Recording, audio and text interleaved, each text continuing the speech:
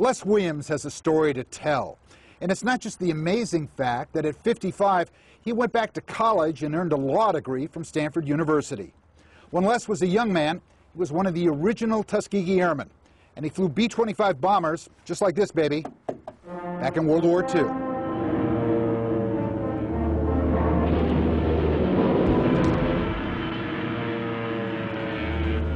The 332nd Fighter Group were known as the Red Tails, and they gained a well-earned reputation as skilled combat pilots, flying P-47 Thunderbolts and P-51 Mustangs for bomber support over Europe. They were also known for being courageous and relentless in the air.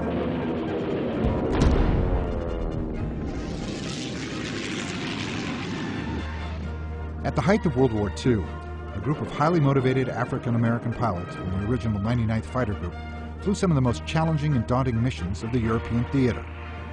They were known as the Tuskegee Airmen, and their story is more than just about individual heroism, but rather about men who were able to prevail over discrimination and American prejudice and the Nazi war machine.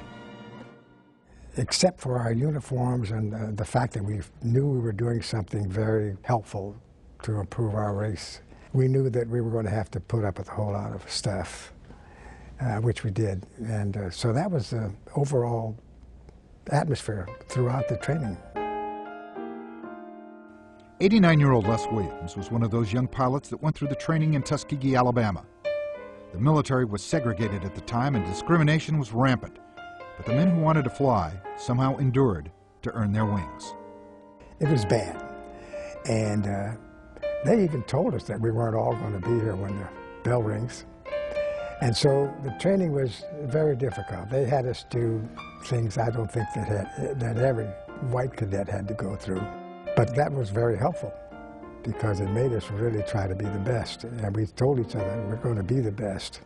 And we stuck with that and we helped each other. Les Williams grew up in San Mateo, one of the very few black families in the area. He graduated from high school at 15 and spent a year trying to work as a dancer and as an entertainer before he returned home and graduated from San Mateo Junior College. Eventually, when World War II broke out and Williams, who'd always wanted to fly, was drafted, he spent his time in the Quartermaster Corps, as did most black troops at the time, loading and unloading ships. Luck, talent, and timing intervened, and after he passed a number of tests, the kid from San Mateo was on the train and headed for Tuskegee, Alabama to become a pilot. He was in, however, for a significant culture shock. So the first night was okay. Everything was Afro-American. But the next day I became under the supervision of white officers, and they were mean. And I think I'm being nice to them. They were mean. And that encompasses everything that you can attach to the word mean. And so from then on, throughout the Cadet Corps, I was the N-word, which we heard every day. And no matter how, we had to go through 9 months of this. That training involved 9 months training. And so we had an awful time with the white officers. They would treat us like slaves. But we made it a point that we were going to make it in spite of all this problem, and that if we kept our eye on that goal, we'd make it. And we taught that to everybody was there, and they were very supportive. Despite the hardships and the brutal prejudice, the men went on to earn their wings. There were 996 original airmen. They included pilots, bombardiers, and navigators, and more than 10,000 black men and women who served as support personnel. Williams went on to solo, and it looked like he was headed to Europe to become a fighter pilot. However, in aerobatics training, he lost consciousness twice while doing loops in AT-6s. Despite excellent fitness reports and high standings in his class, he thought he was going to be forced to resign. Lady Luck, however, wasn't through just yet with Les Williams. There was a fortunate event that's happening in Washington. The War Department said, well, these African-American pilots are doing so well in Europe, we ought to let them try their hand at flying bombers. Not the four-engine bombers like the B-14 and the B-17, but an attack bomber. And they chose the B-25 for us to train in. And I jumped at the chance when they asked for volunteers, who wants to be in the first group of bomber pilots ever trained in the United States? And I said, I do.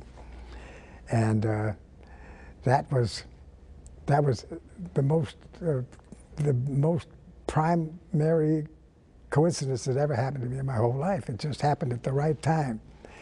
And so I got into the B-25 training, and I've happily learned that they can't do loops. So that's how I got into the first bombing class. Under the command of Colonel Benjamin O. Davis, pilots of the 332nd Fighter Group went on to escort numerous bombing raids. Flying escort for heavy bombers, the Tuskegee Airmen flew more than 15,000 sorties, destroyed over 300 German aircraft, and earned an astonishing 150 flying crosses, awarded for heroism or extraordinary achievement while participating in an aerial flight. One of the most unusual secrets of the war was that the Red Tails were all black fighter pilots.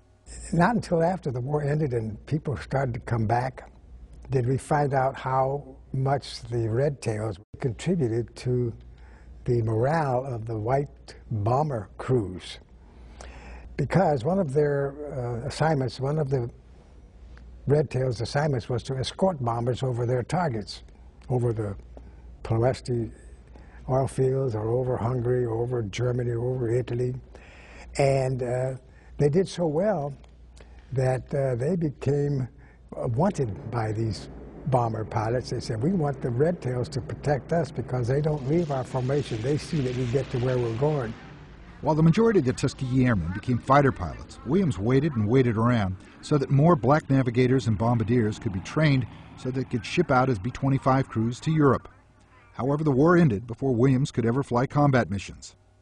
Nevertheless, he had more than his share of near-close calls while flying.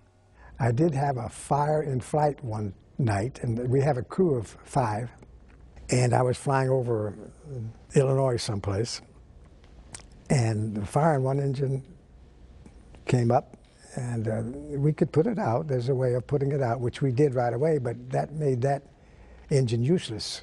So we had to fly on this single engine, which we had to hope would not get overheated or not get overtaxed and go out on us too.